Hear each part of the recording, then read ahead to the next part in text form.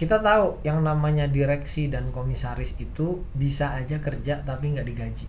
Kapan sih bisa digaji? Kalau perusahaannya punya uang, sesederhana itu.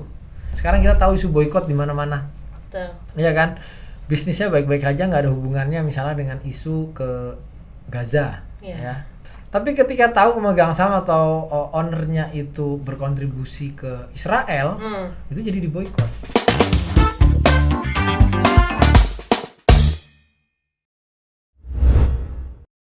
Kembali lagi di Ngolabs. Nah, di part 3 ini itu pembahasannya jauh lebih dalam dari part 1 dan 2. Karena di part ketiga ini nih kita ingin berbincang sama Mas Bimo terkait minimnya kontribusi. Jadi ada 2 orang, tapi yang satunya kerja banget, yang satunya biasa aja. Nah, Asik. itu gimana tuh, Mas? Ya, ini yang kadang menimbulkan kesenjangan kecemburuan sosial ya. Ada juga yang memang upayanya memanipulasi, makanya harus dipahami sejak awal. Masing-masing itu harus punya pemahaman persepsi yang sama tentang kerjasama bisnis ini.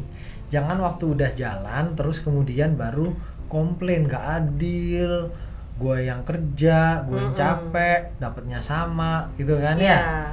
Nah, ini teman-teman saya juga sering alami, bahkan beberapa minta bantuin saya untuk nyelesain. Jadi pentingnya paham bahwa kedudukan di perusahaan itu ada jadi pemegang saham, jadi direksi, komisaris. Ini kan ada perannya masing-masing ya. Dan kita tahu yang namanya direksi dan komisaris itu bisa aja kerja tapi nggak digaji. Tapi boleh digaji.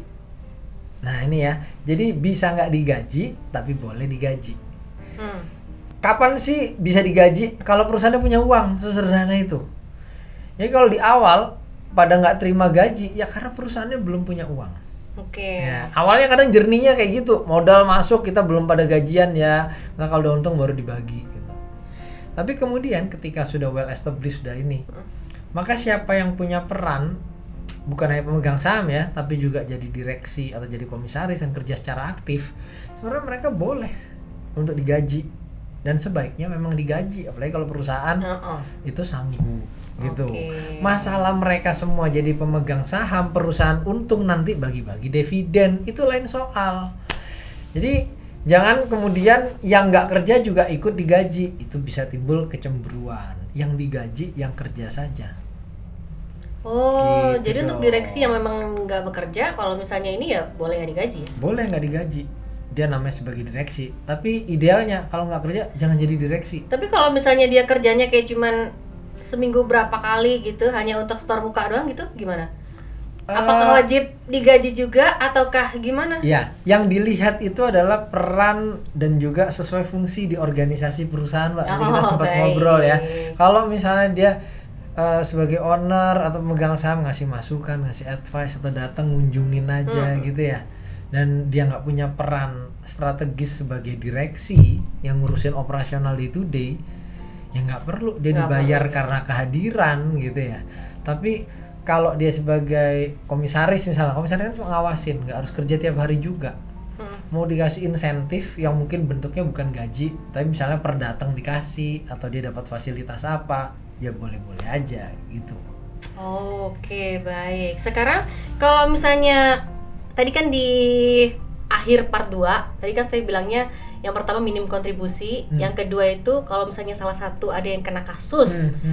Nah, itu gimana tuh? Wah, ya. Ya, jadi kalau misalnya investor nih Mbak ya mau beli perusahaan atau mau invest ke satu perusahaan, mereka tuh sering cek profil pemegang sahamnya siapa aja. Jadi ini wajib ya untuk para investor ya. Pasti. Investor tuh udah pasti ngecek nih pemegang sahamnya siapa, besarannya siapa gitu ya. Karena bisnis itu satu tentang trust, ya kan, dia mau tahu ada isu integritas dan masalah hukum nggak dari level pemilik. Karena dari isu kepemilikan pemilik itu bisa berimplikasi baik langsung maupun tidak langsung ke bisnis. Contohnya gimana? Contohnya kayak gini Mbak. Memang saya tuh nggak terlalu menyarankan teman-teman saya khususnya ya yang punya bisnis itu terlalu melekatkan personal branding ke bisnisnya. Kalau bisnisnya itu retail ataupun F&B yang nggak perlu dianya ada nongol banget gitu. Contoh nih misalnya kayak The Cost The Cost itu orang baru tahu punyanya siapa, PT-nya namanya PT Pendekar Bodoh. Itu setelah bisnisnya udah jalan sustain selama 10 tahun. Orang baru tahu, oh gitu ya, unik ya, lucu ya gitu ya. Tapi awal-awal dibangun kan ya bisnisnya aja, ya kan? Nggak perlu tahu nih siapa pemiliknya. Gitu, karena berdampak mungkin untuk reputasi ya? Iya. Reputasi bisnis? Ya itu satu. Yang paling penting itu jangan sampai profile kalau ada masalah itu berdampak ke bisnisnya, Mbak. Ya. Ya kan, contoh nih ya, moga-moga mohon maaf ya Mas Mono ayam bakar nih ya, saya mendoakan Mas Mono sehat, sukses selalu, barokah ya. Tapi kalau buat teman-teman yang nama pribadinya digunakan jadi brand bisnis, itu punya potensi resiko ketika dia ada masalah, entah dengan investor, dengan pihak lain, atau ada isu apapun gitu ya, di media, di apa, itu kalau dia diserang atau ada masalah pribadi, brand bisnisnya kan jadi kena. Kalau brand bisnis jadi kena, itu berpotensi kepada revenue atau omsetnya juga. Oke. Ya, pernah ada dulu salah satu startup yang pernah ada marketplace-nya udah IPO ya, itu ngetop banget lah dulu ya, mungkin startup digital pertama yang sampai IPO. Foundernya itu mengucapkan satu statement yang kemudian dinilai kontraproduktif, diejek, sampai akhirnya jadi berpengaruh kepada bisnisnya, ke perusahaan, evaluasi dan lain-lain. Bahkan ada juga nih di Surabaya ya, bapak sama anak, satu punya brand soto, satu brand bebek gitu ya, sering nempel. Kita nemuin banyak di airport Makassar, di Bali, dan di banyak kota gitu ya. Itu ketika anaknya kena masalah pidana ya, kena kasus pidana, kasus pribadi yang dialami oleh si anak sebagai salah satu pemilik, itu bisnisnya baik-baik saja ya, tetap laku, tetap jalan. Karena apa? Nggak terlalu lekat dengan si brand bisnis. Orang kan kalau mau makan soto atau makan bebek nggak perlu tahu siapa yang punya kan, tapi makanannya enak. Nah ini salah satu hal gitu. Jadi akan jadi dampak si pemilik itu mempengaruhi ke bisnis kalau dia kena kasus, kalau terlalu melekatkan brand, personal brandingnya ke bisnisnya dia. Kan banyak artis ya, mungkin juga banyak artis gitu. Itu berarti sangat beresiko sekali ya, karena dia menggunakan namanya. Makanya kalau tahu dulu Mbak ya, brandnya salah satu perusahaan multi company gitu ya, sabun kecantikan yang ngetop banget deh. Setiap brand ambassador atau talent yang digunakan di iklan-iklannya itu punya masalah hukum, kontraknya langsung di-cut, dia diganti, iklannya nggak ada lagi. Itu untuk jaga image. Betul. Itu jaga image banget gitu. Tapi kan dia ngambil dari luar. Tapi kalau seandainya yang pemiliknya ini menggunakan nama bisnisnya, menggunakan nama dia, otomatis kalau ada permasalahan juga akan berimbas ya.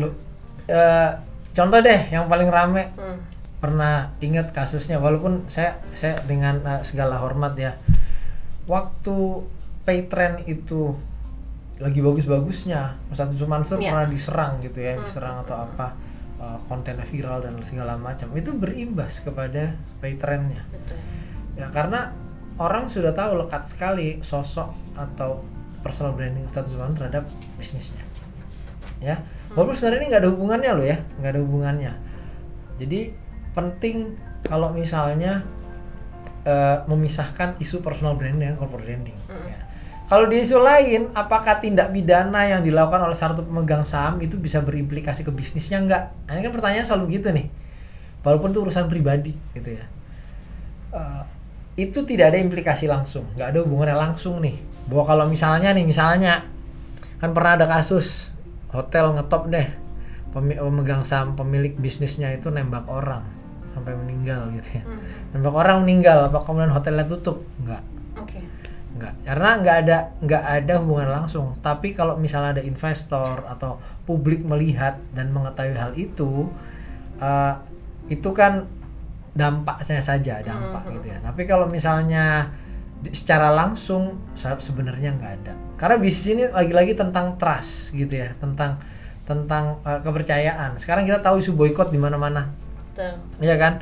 Bisnisnya baik-baik aja, nggak ada hubungannya misalnya dengan isu ke Gaza ya atau Palestina gitu ya. Isu Palestina gitu. Tapi ketika tahu pemegang saham atau ownernya itu berkontribusi ke Israel, itu jadi diboykot. Padahal kan produknya baik-baik saja. Sertifikasi halal, Iya. iya kok pakai sertifikasi halal. Sesuai ketentuan hukum, iya pakai ketentuan hukum. Dan efeknya kita bisa tahu. Sekarang yang kena brand-brand kena boykot itu kan pada turun banget gitu loh. Betul. Mau nggak mau, betul. karena di Itu Indonesia- termasuk dampak terburuk untuk pemilik juga berarti ya? Ya ini keterkaitan Hmm. antara isu hukum, isu sosial dan lain-lain gitu ya terhadap Betul sekali. bisnis, dampaknya ke bisnis. Tapi kembali lagi kalau masalah pecah kongsi, ini bisa jadi salah satu trigger.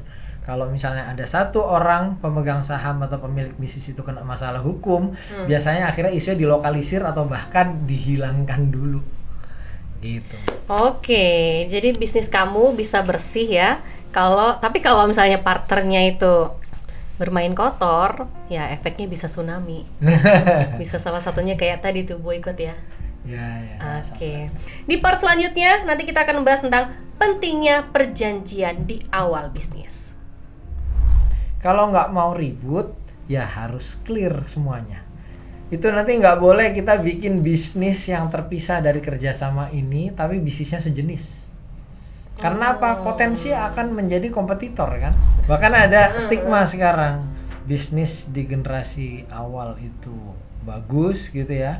Di generasi kedua itu menuai hasil, ya. Kemudian di ketiga itu selesai, tutup. Ya, yang pasti harus ubah mindset dulu nih. Ubah mindset dulu bahwa aspek legal itu bukan administratif, tapi itu investasi untuk menjagain bisnis.